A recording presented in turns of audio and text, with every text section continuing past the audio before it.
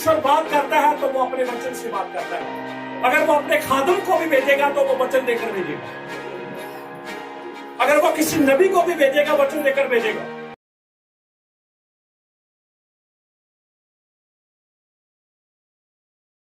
ये मजबा शब्द कहां से निकला है?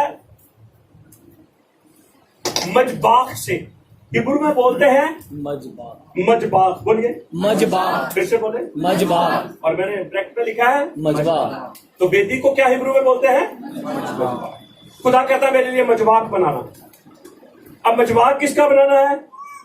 रेत का नहीं बनाना, मिट्टी का नहीं बनाना, लकड़ों का नहीं बनाना, पत्थरों का बनाना है। किसका? बोलिए बोलिए।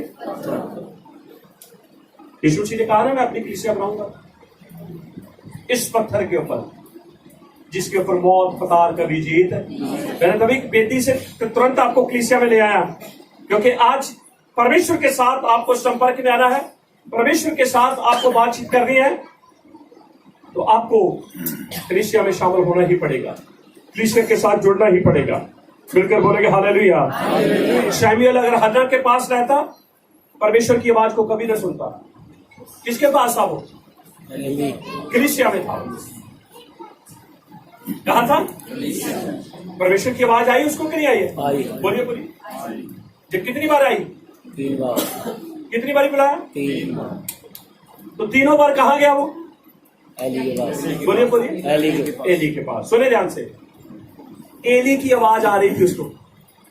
परमेश्वर एली की आवाज में बात कर रहा था, इसलिए वो बार बार किसके पास जा रहा था? एली के पास। आपने मुझे बुलाया है, आपने मुझे बुलाया है। और परमेश्वर की आवाज कैसी हो सकती है? बताइए।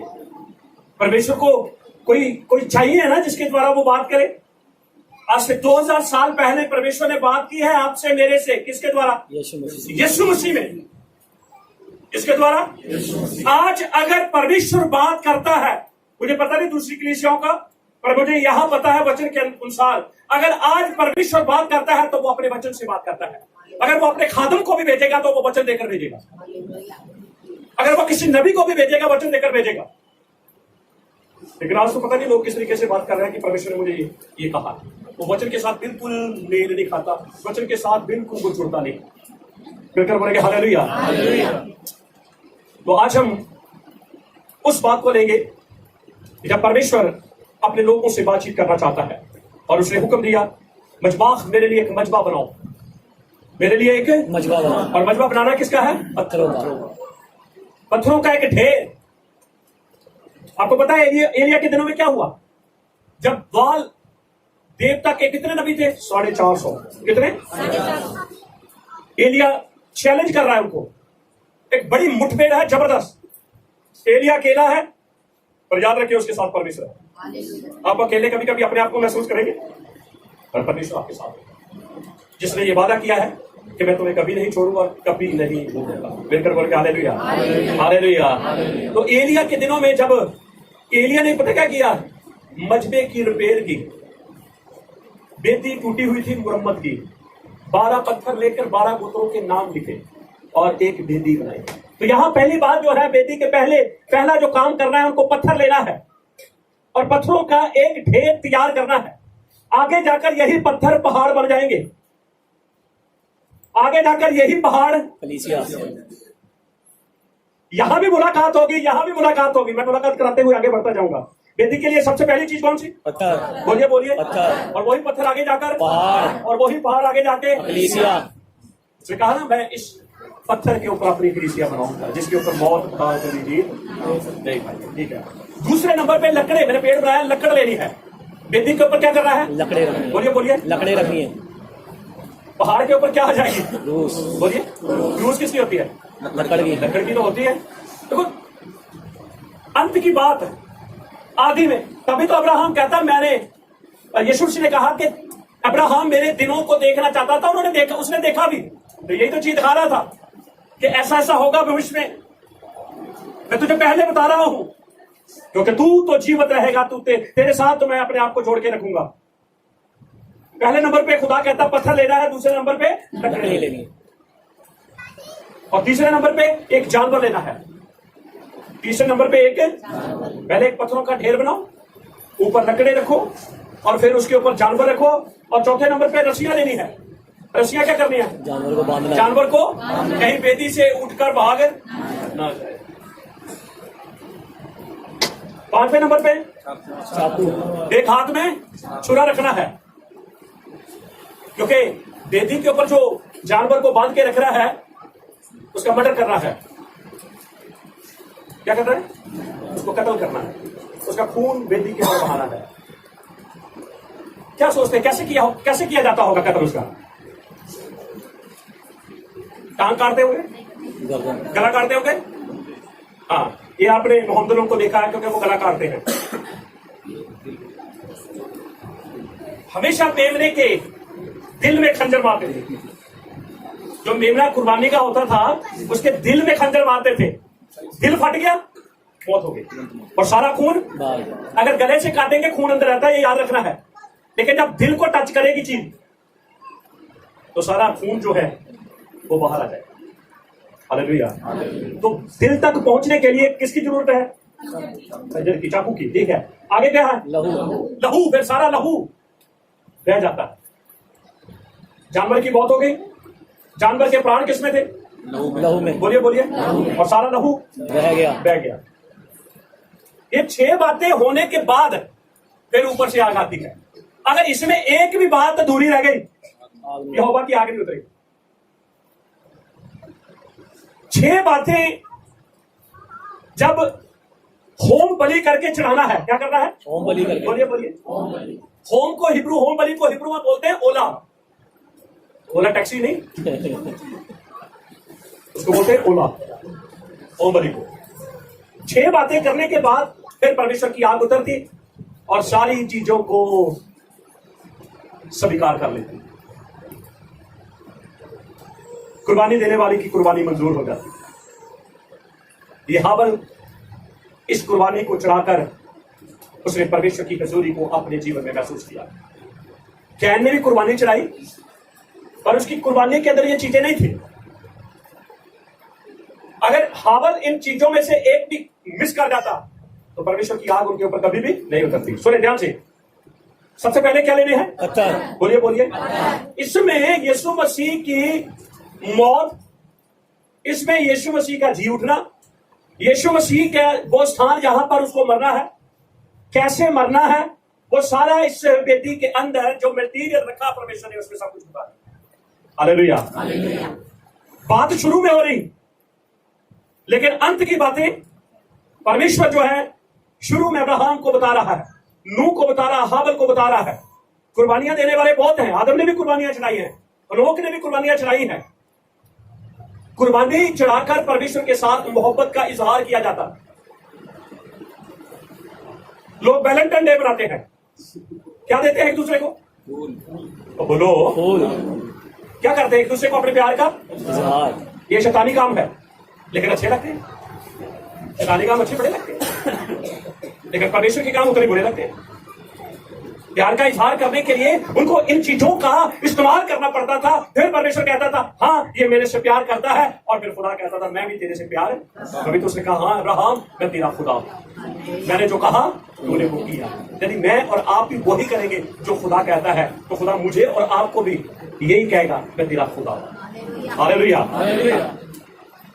ये पत्थर एक दिन पहाड़ बनना है, ये लकड़े एक दिन क्रूस बनना है, ये जानवर एक दिन कुर्बानी यस्सु के रूप में आना है, ये रस्सियां एक दिन कील बन जाना है, क्योंकि रस्सियों के साथ बांधा जाता था। यीशु को कील के साथ जोड़ दिया। कील भी तो जोड़ने के काम आती है, वो टेम्परेरी काम है रस्सियां, और कील जो जब थोड़ा लंबा काम चल जाता है। काम दोनों का एक ही है।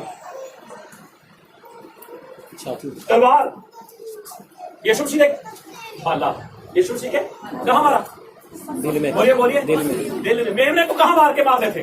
दिल में। अभी तो यीशु बिल्कुल यीशु मसीह कोई भी अपने तरीके से कोई काम नहीं करने दे रहा और ना कर रहा, जो हुआ उसको रिपीट कर रहा, बस समझना है।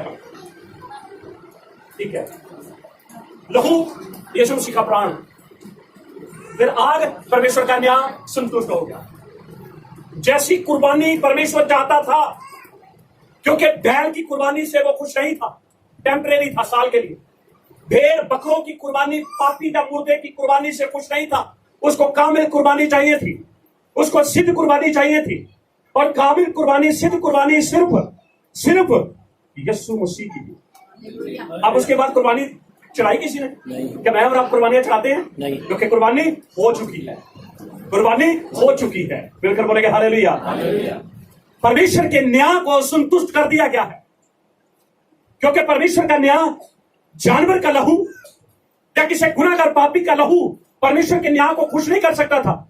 परमेश्वर के न्याय को खुश कर सकता था निष्कलंक मेमना, बेदाग बेझूरी मेमना, जिसका नाम यीशु मसीह। बोलिए बोलिए, फिर से बोले, जिसका नाम यीशु मसीह है। और यीशु मसीह ने पूरा पूरा न्याय चुका देता है। मैं और आप गिरवी थे, कीमत अदा कर दी गई। बोलिए बोलिए, अदा कर दी गई। कीमत अदा कर दी गई है। मिलकर बोलेंगे हालेलुया। इसलिए तो सौल कहता है तुम दाम देकर छुड़ाए गए। इसलिए तुम्हारी मर्जी नहीं चलनी चाहिए। जब तक हम गिरवी थे तब दूसरों की मर्जी चलती थी, अब हम मसीह में आ गए तो हमारी अपनी मर्जी चलनी शुरू हो गई। नहीं, हमारी नहीं, हमारे प्रभु की मर्जी चलनी चाहिए। ठीक है, अब सुने तब्दील कैसे हो गया। पत्थर पहाड़ में तब्दील हो गया। पहाड़ किसमें? अकलीसिया में। क्योंकि संपर्क, परमेश्वर के साथ संपर्क करने के लिए आपको किसके साथ जुड़ना है? अकलीसिया के साथ। बोलिए बोलिए, और वो कलीसिया जो वचन के ऊपर विश्वास करती है। किसके ऊपर? वचन के ऊपर। याद रखना है, धीरे धीरे सारी चीजें लोप होती जाएंगी, पर परमेश्वर ने अपने नाम से ज्यादा अपने वचन को ऊंचा किया। हालेलुया। ठीक है, लकड़े क्रूस जो है, आपको पता है यीशु मसीह ने एक बात कही थी कि अपनी क्रूस उठाकर को दिखाती है, ये तुम्हारे समर्पण को दिखाती है। और जो जीवन समर्पण हो जाता है वो कलीसिया के साथ जुड़ जाता है, और जो जीवन समर्पण नहीं है उसका, वो कलीसिया के साथ नहीं जुड़ेगा। Hallelujah, hallelujah. जानवर कुर्बानी यीशु मसीह के रूप में सौल कहता है कि अपने शरीरों को जीवंत बलिदान करके चढ़ाओ। तो 12 अध्याय दूसरा पहला वचन, कि अपना जो तुमने कुर्बानी चढ़ानी है तो किसकी? शरीरों की, क्योंकि शरीर आत्मा के खिलाफ है और आत्मा शरीर कहता है सो जा, आत्मा कहती है दुआ करनी है। बस चलती किसकी है? बोलिए, शरीर की चलती है। शरीर कहता है, और जरूरत क्या है, वो वहां तो हिब्रू भाषा सिखाई जाती है, हम हमारे तो सामने नहीं आती, छोड़, पर याद रखे वही आत्मा की भाषा है। Hallelujah, hallelujah. तीसरी बात में है हमारा शरीर। पहले कलीसिया है, फिर हमारा समर्पण है, फिर हमारा शरीर है। हमें प्रतिदिन अपने आप को जोड़ के रखना है, और जब हम जुड़े रहेंगे तो सच में प्रभु से आशीष पाएंगे। फिर रसिया कील कलीसिया के साथ जुड़ जाना। आपके लिए कोई दुआ करने वाला पीछे खड़ा है, आपके साथ खड़ा होने वाला कोई है, आपको प्रभु के हाथों में सौंपने वाला आपके साथ कोई जुड़ा हुआ है। तलवार, वचन, बाला क्या बन गया? वचन। जब तक वचन अंदर नहीं जाएगा गुनाह बाहर नहीं आएगा। जब तक बाला अंदर नहीं गया, यीशु मसीह के दिल के जाकर दिल में टच नहीं किया, पानी लहू बाहर नहीं आया, तो भाले का दिल में जाना बहुत ही जरूरी है। तो इसी तरह से वचन का हमारे अंदर जाना बहुत ही, जब तक वचन अंदर नहीं जाएगा हमारा गुनाह बाहर। प्राण पाप किसमें है? लहू में। लहू में। कहीं तो लहू को बहाया जाता, तभी तो यीशु ने मेरे और आपके लिए लहू बहाया, कि तुम्हें लहू बहाने की जरूरत न पड़े। जब तुम मेरा वचन तलवार रूपी अपने अंदर लेकर जाओगे, गुनाह निकल कर बाहर चला जाएगा। हालेलुया।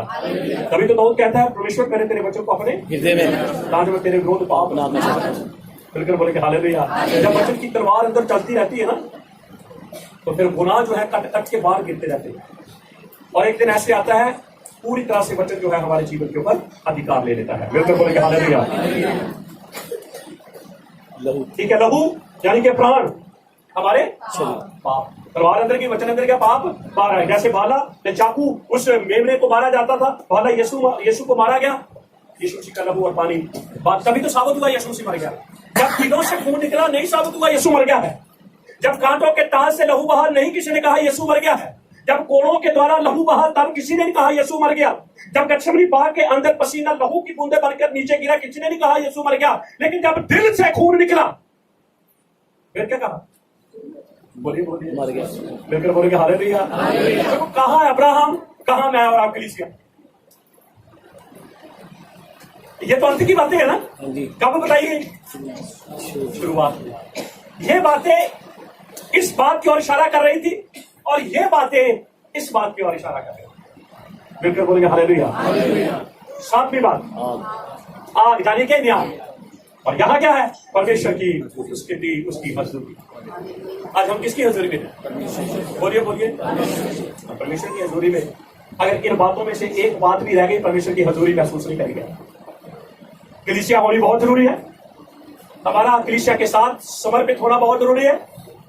हमारा शरीर जो है हर समय बलिदान के रूप में होना चाहिए कलीसिया के अंदर। जब हम आते हैं तो सोच लीजिए, हम यही ना कहें कि ऑफरिंग लेकर आ गए, यही हमारा नहीं। आप अपने आप को लेकर आए। आज यहाँ आपको टोका जाएगा, रोका जाएगा, आपको बताया जाएगा, आपको सिखाया जाएगा, आपको समझाया जाएगा।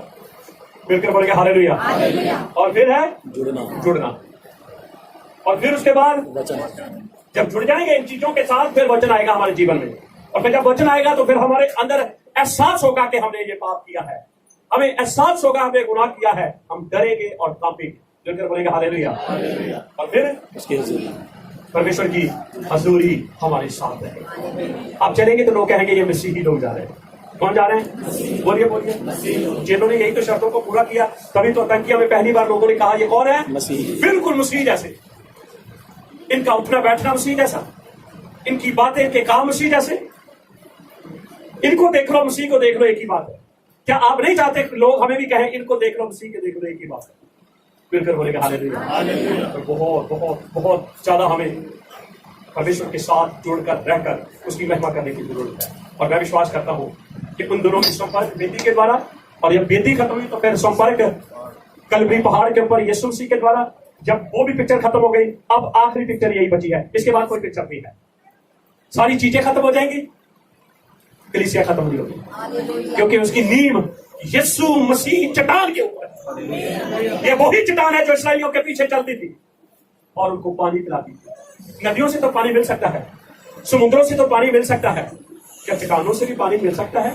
पर यीशु वो चट्टान है जो मुझे और आपको जीवन का जल देते। वो पानी ही नहीं बल्कि हमें जीवन का जल देते हैं। मिलकर बोलेंगे हालेलुया। आप परमेश्वर के संपर्क में आना चाहते हैं, आप परमेश्वर के साथ रहना चाहते हैं, आप परमेश्वर की आवाज को सुनना चाहते हैं, आपको कलीसिया के साथ आना ही पड़ेगा। अगर आप कलीसिया में नहीं आएंगे, परमेश्वर के संपर्क में हम कभी भी नहीं रहेंगे। मिलकर बोलेंगे हालेलुया। हालेलुया। हालेलुया। तो परमेश्वर क्या चाहता है? मेरे लिए एक वेदी बनाओ। एक कलीसिया होनी चाहिए। 50 कलीसिया स्वर्ग नहीं जाएगी? बोलिए बोलिए। बाइबल के टाइम में बहुत सारी कलीसिया थी, लेकिन 7 कलीसियाओं को सामने रखा। कारण 7 कंप्लीट है। 7 जो है, तो बाइबल बताती है जो कलीसिया कंप्लीट हो जाएगी वो उठा ली जाएगी। और ये आखिरी पीढ़ी है, मैं बार बार बोल रहा हूं, बिल्कुल हम एंड के पीरियड में है। आखिरी पीढ़ी है, बहुत शीघ्र रैप्चर होने वाला है। और मुझे और आपको तैयार रहना है और कलीसिया के साथ संपर्क में रहना। मिलकर बोलेगा हालेलुया। हालेलुया। हम सारी महिमा